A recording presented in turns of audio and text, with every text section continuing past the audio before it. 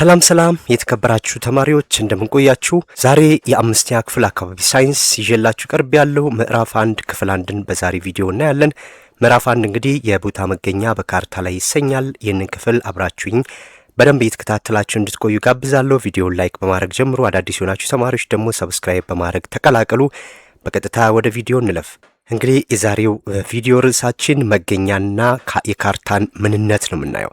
እዚህ ላይ እንግዲህ መገኛ ምንድነው፣ እንዴት ይገለጻል፣ ጠቀሜታው ምንድነው የሚሉትን እናያለን። እንዲሁም የመገኛ አይነቶችን በዝርዝር እንመለከታለን። ካርታ ምንነትንም እንመለከታለን። ካርታ ምንድነው፣ ጠቀሜታው ምንድነው የሚሉትን በደንብ መገኛ በእንግሊዝኛው አጠራር መገኛ ማለት ሎኬሽን ይባላል። ስለዚህ ምን ማለት ነው የሚለውን በትርጉሙን ጀምር። እንግዲህ መገኛ ስንል ቃሉም እንደሚነግረን አንድ ቦታ በምድር ላይ የሚገኝበት ወይም የሚገለጽበት ትክክለኛ ስፍራ ነው ማለት ነው። መገኛ ምንድነው ስትባሉ አንድ ቦታ ወይም አንድ ቦታ በምድር ላይ የሚገኝበት ወይም የሚገለጽበት ትክክለኛ ስፍራ ነው ማለት ነው። አንድ ነገር ለመግለጽ ስትፈልጉ፣ ለመናገር ስትፈልጉ፣ ስትጠየቁ እዚህ ቦታ ነው ያለው ለማለት በምትፈልጉበት ሰዓት ላይ ያንን ቦታ ስትናገሩ ምን ይባላል? መገኛውን ተናገራችሁ ማለት ነው። ይህ የመገኛ ትርጉም ነው። ሁለተኛው ሳይንሳዊ ትርጉሙ መገኛ ስንል አንድን ቦታ በምን ላይ የምናሳይበት ነው? በካርታ ላይ። አያችሁ፣ አንድን ቦታ በካርታ ላይ የምናሳይበት ዘዴ ምን ይባላል? መገኛ ይባላል ማለት ነው። ካርታ ምንድነው የሚለውን እንመለከታለን። ስለዚህ መገኛን በሁለት መልኩ መተርጎም እንችላለን ማለት ነው። አንደኛው የአንድን ቦታ ትክክለኛ አንድ ነገር የሚገኝበትን ቦታው የምንገልጽበት ትክክለኛ ስፍራ ያ መገኛ እንላለን። መገኛ ስንል ስፍራ ማለት ነው አይደለ? ስለዚህ ሁለተኛው ደግሞ መገኛን በምን መግለጽ እንችላለን? በካርታ ላይ የምናሳይበት ዘዴ ነው ማለት ነው። ካርታ ማለት ምን ማለት ነው ስንል ከመገኛ ጋር የተገናኘ ነገር አለው። በደንብ ተመልከቱ። እንግዲህ ካርታ ስንል በይዘቱ ቀለል የተደረገ መጠኑ ያነሰ መሳሪያ ነው ማለት ነው። ካርታ ምንድነው? መሳሪያ ነው። የምን መሳሪያ ነው? መገኛን የምናሳይበት፣ አቅጣጫን የምንጠቁምበት፣ ቦታን የምንገልጽበት ምንድነው? መሳሪያ ነው ማለት ነው። ማን? ካርታ። ልብ በሉ። ስለዚህ ካርታ በዝርግ ወረቀት ላይ ከላይ ወደ ታች የምድርን ገጽ በከፊልም ሆነ በሙሉ ያሳያል። እንግዲህ ካርታ ሲሳል ከላይ ነው። ያ ማለት ከመሬት ከላይ ሆኖን ወደ ታች ነው መሬትን የምንቀርጽባት ማለት ነው። መሬትን የምንስልባት ወይም የመሬትን ገጽ በከፊልም ሆነ በሙሉ የምናሳይበት ነው። ያንን በምን ላይ መግለጽ እንችላለን? በወረቀት፣ በዝርግ ወረቀት ላይ ከላይ ወደ ታች የምድርን ገጽ በከፊልም ሆነ በሙሉ ያሳያል ማለት ነው። እንግዲህ ካርታ ለምሳሌ የዓለም ካርታ ይባላል አይደለ? የዓለምን አጠቃላይ አህጉራትን ቦታዎች የሚያሳይ ማለት ነው። እንዲሁም የሀገር ካርታ አለ። የኢትዮጵያ ካርታ ራሱ አለ አይደለ? ከዛም ወርዶ ደግሞ የአዲስ አበባ ካርታ ለምሳሌ አለ። አዲስ አበባን ከላይ ወደ ታች ተኮኖ ይቀረጽና ያንን በካርታ ላይ ያንዳንዱ ቦታዎች ምንገልጽበት ምናሳይበት ነው ማለት ነው። ስለዚህ እዚህ ጋር ምን ተማርን? ካርታ መገኛን ለማሳየት የሚጠቅመን መሳሪያ ነው ማለት ነው።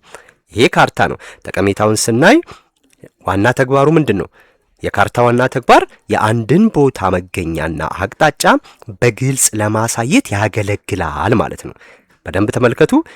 ለምንድን ነው ካርታ የምንጠቀመው? የአንድን ቦታ መገኛ እንዲሁም አቅጣጫን በግልጽ ለማሳየት ነው ማለት ነው። ይህንን መርሳት የለባችሁም። ስለዚህ ሁለቱን በደንብ ለዩ። መገኛ ምንድነው፣ ካርታ ምንድነው የሚለውን አይታችኋል። ስለዚህ ይሄ ገብቷችኋል ብዬ አስባለሁ። ካርታን በምንመለከትበት ሰዓት ላይ እንግዲህ ካርታ ይሄውላችሁ ተመልከቱ። እዚህ ጋር ይሄኛውን ይሄ የማ ካርታ ነው? የዓለም ካርታ ነው።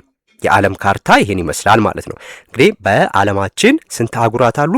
7 አህጉራት አሉ ማለት ነው። 7 አህጉራት አሉ። እዚህ ጋር መጀመሪያ ላይ የምንመለከታት እቺ መጀመሪያ ላይ ያለችው ማናት? እቺኛዋ ኖርዝ አሜሪካ ትባላለች። ሰሜን አሜሪካ አለች አይደለ? ቀጥሎ ማን አለች? አውሮፓ አለች። እዚች ጋር አውሮፓ አለች።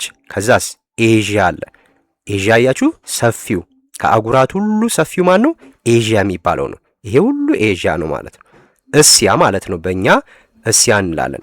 ይሄ ሁሉ ከዚህ ጀምሮ ይሄ የእስያ ካርታ ነው። ስለዚህ ከአህጉራት በስፋት ትልቁ ማን ነው? እስያ ኤዥያ የምንለው ነው። እዚህ ውስጥ እንግዲህ እነ ቻይና፣ እነ ጃፓን፣ እነ ኮሪያ ምናምን የሚጠቀሱ ናቸው። ብዙ ህዝብ ያላቸው ናቸው። ስለዚህ ሶስተኛው አህጉር ይሄው። አራተኛዋ የኛ የሆነችው አህጉር አፍሪካ ናት ማለት ነው። የአፍሪካ ካርታ አችሁትና ይሄው። ስለዚህ ይሄ አፍሪካ እቺ ናት ማለት ነው። አህጉራችን አፍሪካ ናት። ኢትዮጵያም እዚህ ውስጥ ነው የምትገኘው ማለት ነው። ስለዚህ ከዛ በኋላ ሳውዝ አሜሪካ እዚህ ጋር ትገኛለች፣ ደቡብ አሜሪካ፣ አንታርክቲካ አለች፣ አውስትራሊያ እዚህ ጋር አለች። ስለዚህ አጠቃላይ 7 አህጉራት አሉን ማለት ነው። ኢትዮጵያ የምትገኝበት አህጉር የት ነው? አፍሪካ ነው ማለት ነው። ስለዚህ ይሄ የዓለም ካርታ ነው። ወደ ሀገራችን ደግሞ ስንመጣ ይሄው ሀገራችን እችትና አይደለ ኢትዮጵያ፣ ይሄ የኢትዮጵያ ካርታ ነው ማለት ነው። የኢትዮጵያ ካርታ ይሄ ሙሉውን ስናየው የኢትዮጵያ ካርታ ነው። እንግዲህ ሙሉ ማለት ምንድነው? ኤርትራ የኢትዮጵያ አካል በነበረችበት ሰዓት ላይ ይሄ አጠቃላይ እንደዚህ ይሳል ነበር። ኤርትራ ግን አሁን ከኛ ተለይታለች አይደል? ስለዚህ እቺ ትወጣለች ማለት ነው። እቺ ምንድናት? ኤርትራ ናት። ኢትዮጵያ እዚህ ውስጥ ያለችው ናት። እቺ ጅቡቲም ትወጣለች። ጅቡቲም ራሷን የሆነች ሉዓላዊ ሀገር ስለሆነች አትካተትም ማለት ነው። ስለዚህ የኢትዮጵያ ካርታ ይሄን ይመስላል። እንግዲህ እዚህ ውስጥ የተለያዩ በሀገራችን ውስጥ የሚገኙ ሀገራት አሉ ማለት ነው። እዚህ ጋር ኢልባቡር፣ ወለጋ፣ ሸዋ፣ አርሲ፣ ሐረርጌ፣ ወሎ፣ ትግራይ እያለ በጌ ምድር እያለ እያንዳንዱን ይጠቅሳል ማለት ነው። ሲዳሞ፣ ባሌ፣ እነዚህ እንግዲህ በኢትዮጵያ ውስጥ የሚገኙ ምንድናቸው? ሀገራት ናቸው ማለት ነው። ክፍለ ሀገራት ናቸው። ስለዚህ ካርታ ምንድነው ስንባል የአንድን ቦታ እንዲሁም አቅጣጫን የምናሳይበት ምንድነው አለን? መሳሪያ ነው አለን። ያንን ከላይ ወደ ታች በወረቀት ላይ ስለን ማሳየት እንችላለን ማለት ነው። ይሄ ምንድነው? ማፕ ወይም ካርታ ነው ማለት ነው። ወደ ሌላው ነጥባችን ስናልፍ የመገኛ አይነቶችን ነው የምናገኘው። ቅድም መገኛ ትርጉሙን አይተናል አይደለ? ስለዚህ እዚህ ጋር ምን ይላል? በካርታ ላይ የአንድን ቦታ መገኛ በሁለት ዋና ዋና መንገዶች ማሳየት ይቻላል አለ። አሁንም እዚህ ጋር ጥያቄ ልትጠይቁ ትችላላችሁ። ስለዚህ ስንት አይነት መገኛ አለ ልትባሉ ትችላላችሁ። 2 አይነት፣ እነሱም አንጻራዊና ፍጹማዊ መገኛ በማለት በሁለት ይከፈላል ማለት ነው። ስለዚህ እያንዳንዱን ስንመለከት አንጻራዊ መገኛ በእንግሊዝኛው አጠራር ሪሌቲቭ ሎኬሽን ይባላል። ሪሌቲቭ ሎኬሽን። ስለዚህ አንጻራዊ መገኛ ምንድነው ስትባሉ ሉክ በአካባቢ ከሚገኙ ተፈጥሯዊ ወይም ሰው ሰራሽ ነገሮች ጋር በማነጻጸር የሚገለጽ ነው ማለት ነው። አያችሁ። ስለዚህ ስሙ ራሱ የሚነግረን አንድ ነገር አለ አይደለ? አንጻራዊ ስንባል አንጻር ከሆነ ነገር አንጻር ሌላን ነገር መግለጽ ማለት ነው። ስለዚህ አንጻራዊ መገኛ ከምን ጋር ልናነጻጽር እንችላለን? ተፈጥሯዊ የሆኑ ነገሮች አሉ። እንግዲህ ተፈጥሯዊ የሆኑ ነገሮች ስንል ወንዝ ሊሆን ይችላል፣ ተራራ ሊሆን ይችላል አይደለ? ከነዚህ አንጻር አንድን ቦታ ለመግለጽ ስንጠቀም ነው። ወይም ሰው ሰራሽ ነገሮች ጋር ለምሳሌ ትልልቅ ፎቆችን በመጠቀም ትምህርት ቤቶችን በመጠቀም ጤና ጣቢያ፣ ፖሊስ ጣቢያ እያልን ከነሱ አንጻር ሌላን ነገር መግለጽ ስንፈልግ ያ ምን ይባላል? በማነጻጸር ከገለጽ ምንድነው? አንጻራዊ መገኛ ነው ማለት ነው። አንጻራዊ መገኛ ብለን መግለጽ እንችላለን። አያችሁ። የብስ ማለት ምድር ነው፣ መሬት ማለት። ስለዚህ ከየብስ ወይም ከምድር ወይም ከውሃ አካላት አንጻር መገለጽ ይቻላል ማለት ነው። እነዚህ መግለጽ ይቻላሉ። ስለዚህ አንጻራዊ መገኛ ምንድነው ስትባሉ የአንድን ቦታ ለመግለጽ ስንፈልግ ከሌላ በአካባቢው ላይ ከሚገኙ ተፈጥሯዊ ወይም ሰው ሰራሽ ነገሮች አንጻር ስንናገር ያ አንጻራዊ መገኛ ይባላል ማለት ነው። አንጻራዊ መገኛ ይባላል ማለት ነው። በደንብ ለማሳየት ያህል ብለናል። እንዲሁም አንጻራዊ መገኛን መሰረታዊ ከሚባሉ አቅጣጫዎች ጋር በመጠቀም መግለጽ እንችላለን ማለት ነው። 4ኛ ክፍል እንደተማራችሁት መሰረታዊ አቅጣጫ የሚባሉት እነማን ናቸው? 4 ናቸው አይደለ? ሰሜን፣ ደቡብ፣ ምስራቅ፣ ምዕራብ ይባላሉ አይደለ? ስለዚህ ከነዚህ አንጻርም ምንም መግለጽ እንችላለን። የአንድን ቦታ ትክክለኛ ስፍራ ማሳየት እንችላለን ማለት ነው። እንዲሁም ከጎረቤት ሀገራት አንጻርም መናገር እንችላለን ማለት ነው።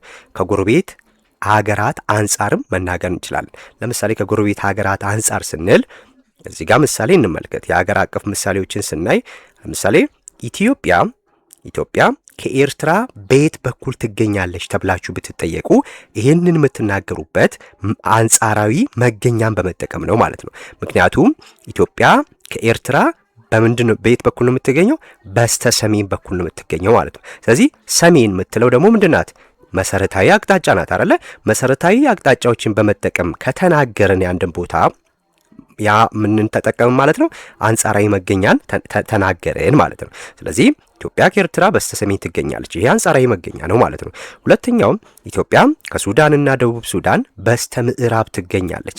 አያችሁ፣ ኢትዮጵያ ከሱዳን እንዲሁም ከደቡብ ሱዳን በስተ ምዕራብ በኩል ትገኛለች ማለት ነው። ይሄም አንጻራዊ መገኛ ነው።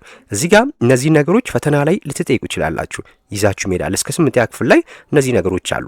እነዚህ አምስቱ የኢትዮጵያ ጎረቤት ሀገራት ስድስቱ በዋናነት በየት በኩል ይገኛሉ የሚለውን ትጠየቃላችሁ። ስለዚህ መያዝ አለባችሁ። እነዚህ ከአንጻራዊ መገኛ እየተናገርን ነው ማለት ነው። ሌሎቹንም ስትመለከቱ ኢትዮጵያ ከኬንያ በስተደቡብ ትገኛለች።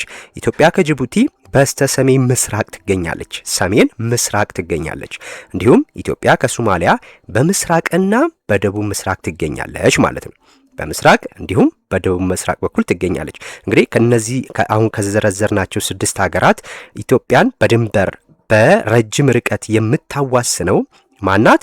ሶማሌ ናት ማለት ነው። ሶማሌ ናት። ስለዚህ ሶማሌ ያው በሁለት አቅጣጫ ትገኛለች፣ በምስራቅም በደቡብ ምስራቅም ትገኛለች ማለት ነው። ስለዚህ እዚህ ጋር የዘረዘርናቸው ፖይንቶች ምንድናቸው? እዚህ ጋር ይሄ ነገሮች ያመጣዋቸው ለምንድን ነው? እነዚህን መሰረታዊ አቅጣጫዎች በመጠቀም የአንጻራዊ መገኛን መግለጽ እንችላለን ማለት ነው። ሳመራዊ ያደርግላችሁ አንጻራዊ መገኛን ተፈጥሯዊ ከሆኑ ነገሮች አንጻር መናገር እንችላለን። ሰው ሰራሽ ከሆኑ ነገሮች አንጻር መናገር እንችላለን። መሰረታዊ አቅጣጫዎችን በመጠቀም መናገር እንችላለን። እንዲሁም ከሀገራት አንጻር መናገር እንችላለን ማለት ነው። ይሄ አንጻራዊ መገኛ ነው። እዚህ ጋር ይሄ እንደዚህ እጁን ዘርግቶ የቆመ ሰው የሚመስለው ወይም መስቀል ቅርጽ ያለው የሚመስለው ምንድን ነው? ይሄ አራቱ መሰረታዊ አቅጣጫዎች ናቸው ማለት ነው። ልብ አድርጉ። ወደ ላይ ከሄደ እዚህ ጋር አሁን ይሄ ወደ ላይ ከዚች ከፖይንት ተነስተን ወደ ላይ ከሄደ ያ ምንድን ነው? ኤን ነው አይደለ? ኤን ማለት ምንድን ነው? ሰሜን ማለት ነው። ይሄ ሰሜን አቅጣጫ ነው። ሰሜን ሁልጊዜም ወደ ላይ ነው። ስለዚህ የሰሜን ተቃራኒው ምንድን ነው? ወደ ታች ነው አይደለ? ወደ ላይ ከሆነ ተቃራኒው ምንድን ነው? ወደ ታች ነው። ወደ ታች ደግሞ ስንወርድ የምናገኘው ማንን ነው? ደቡብን ነው አይደለ? ሳውዝ ይባላል። ኤስ ሳውዝ ናት። ስለዚህ ማናት? ይሄ ደቡብ ማለት ነው። ይሄ ደቡብ ነው ወደዚህ የሚገኝ። ስለዚህ መሰረታዊ አቅጣጫዎች ናቸው እነዚህ። በዚህ በኩል ደግሞ ኢ የምትላት ደግሞ ማናት? ኢስት ናት። ኢስት ደግሞ ምንድናት? ምስራቅ ማለት ነው። ምስራቅ ናት በዚህ በኩል ያለችው። ወደዚህ ደግሞ ስንሄድ ደብሊው አለች። እቺ ደግሞ ማናት? ምዕራብ ማለት ነው። ምዕራብ። ስለዚህ ቅድም የዘረዘርናቸው የኢትዮጵያ ጎረቤት ሀገራት በዚህ መግለጽ እንችላለን ማለት ነው። መግለጽ እንችላለን። ለምሳሌ ሶማሊያን ቅድም ስንጠቅስ ምን አለን? በደቡብ ምስራቅ ብለን የለ? ደቡብ ምስራቅ ለምሳሌ የቱ ጋር ነው? ደቡብ ምስራቅ። አሁን ደቡብን ታገኛላችሁ። መጀመሪያ ደቡብን ታገኛችሁትና ደቡብ አይደለ? እቺ ሳውዝ አይደለች? ምስራቅ ደግሞ የት ናት? እዚች ጋር አይደለች? ምስራቅ እቺ ናት ምስራቅ አይደለ? ደቡብ ደግሞ እቺ ናት። ስለዚህ ደቡብ ምስራቅ ከተባለችው የቱ ጋር ነው? ይሄው እዚህ ጋር ነው። አያችሁ? ሳውዝ ኢስት ማለት ነው። ደቡብ ምስራቅ ከተባሉ እዚህ ጋር ነው። ለምሳሌ ሰሜን ምስራቅ ብትባሉ በበኩል ነው ሰሜን ምስራቅ። ሰሜን ምስራቅ ደግሞ የሚባለው ይሄ ነው። በሰሜንና በሰሜንና በምስራቅ መካከል የሚገኘው ማለት ነው። ይሄ ሰሜን ምስራቅ ይባላል ማለት። ይሄ ምን ይባላል? ኖርዝ ዌስት። ኖርዝ ዌስት ሰሜን ምዕራብ ይባላል። ይሄ ሰሜን ምዕራብ። እዚህ ጋር ደግሞ ሳውዝ ዌስት። ሳውዝ ዌስት ደግሞ ምንድን ነው? ደቡብ ምዕራብ ይባላል። እነዚህ መሰረታዊ አቅጣጫዎች ናቸው። ይሄ አንጻራዊ መገኛን ለመግለጽ የሚያገለግል ነው ማለት ነው። ምሳሌዎችን ደግሞ እዚህ ጋር የአንጻራዊ መገኛ በደንብ እንዲገባቸው የዕለት ተዕለት እንቅስቃሴዎቻችንን ምሳሌ አድርገን ስናመጣ፣ ለምሳሌ በክፍላችሁ ውስጥ የክፍላችሁ መገኛን ለመግለጽ ብትፈልጉ ምን ትላላችሁ? ከቤተ መጻሕፍቱ ወይም ከላይብረሪው ፊት ለፊት ይገኛል ብትሉ አሁን ምንድነው የተናገራችሁት? አንጻራዊ መገኛ ነው የገለጻችሁት ማለት ነው። እንዴት ነው? በምን አወቅን አንጻራዊ መገኛ መሆኑን? ክፍላችሁን ከምን ጋር ነው ያወዳደራችሁት? ከቤተ መጻሕፍቱ ጋር። አያችሁ?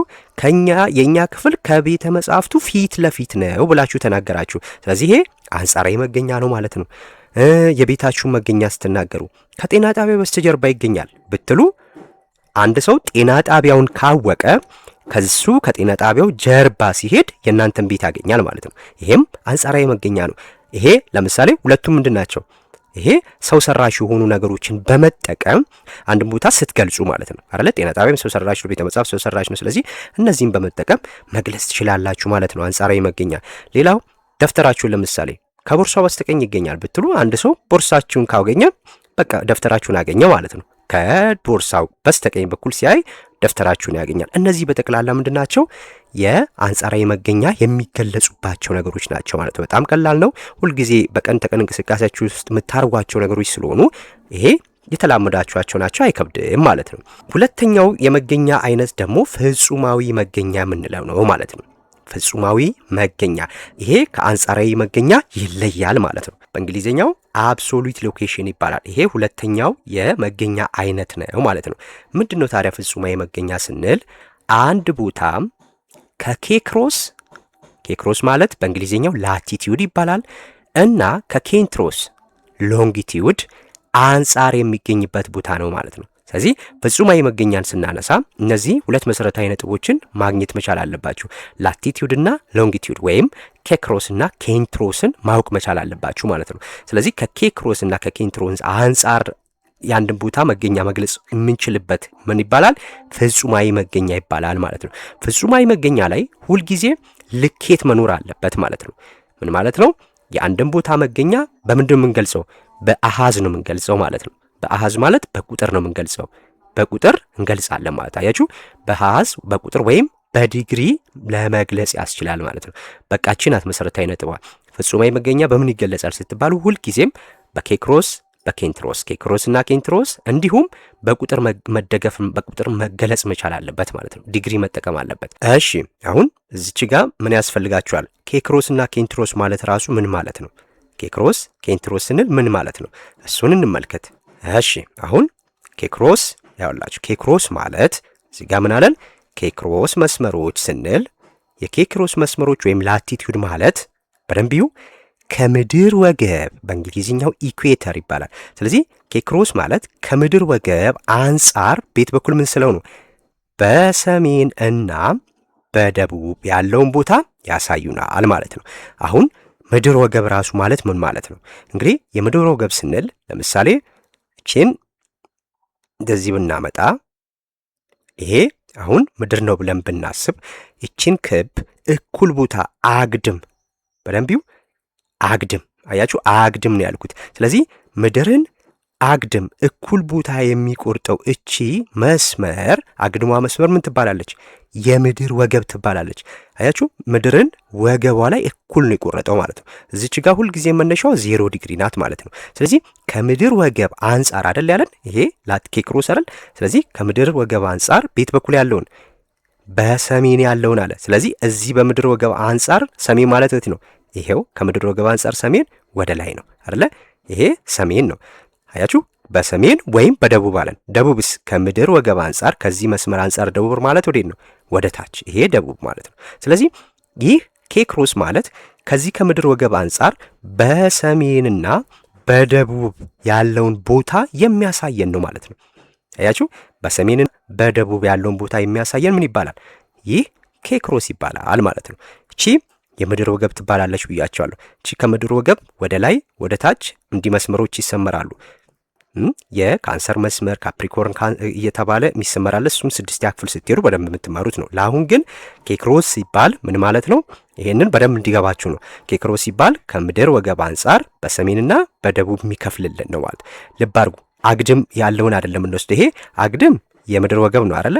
ከሱ አንጻር ወደ ላይና ወደ ታች የሚያሳይልን ነው። ወደ ሰሜንና ወደ ደቡብ የሚያሳይልን መስመር ያ ምን ይባላል? ኬክሮስ መስመር ይባላል ማለት ነው። ሁለተኛው የመስመር አይነት ኬንትሮስ ብለን የምንለው ነው። እንግዲህ ኬንትሮስ ደግሞ ምንድን ነው ስንል ይኸውላችሁ ከግሪንዊች መስመር የቅድሙ ኬት ነው? ከምድር ወገብ አንጻር ነው። ኬንትሮስ ግን ከምን አንጻር ነው? ከግሪንዊች መስመር አንጻር ቤት በኩል በምስራቅ እና በምዕራብ አለ። አሁን ይሄንን ምን ማለት ነው? ግሪንዊች መስመር ማለት ደግሞ አሁን ይሄንን ክብ እዚህ ጋር ልክ እንደቀደሙ ብንስለው ይሄ ነው ብለን ብንል የግሪንዊች መስመር የሚባለው ቅድም ብያቻለሁ የምድር ወገብ አግድም አይደል የሰመር ነው።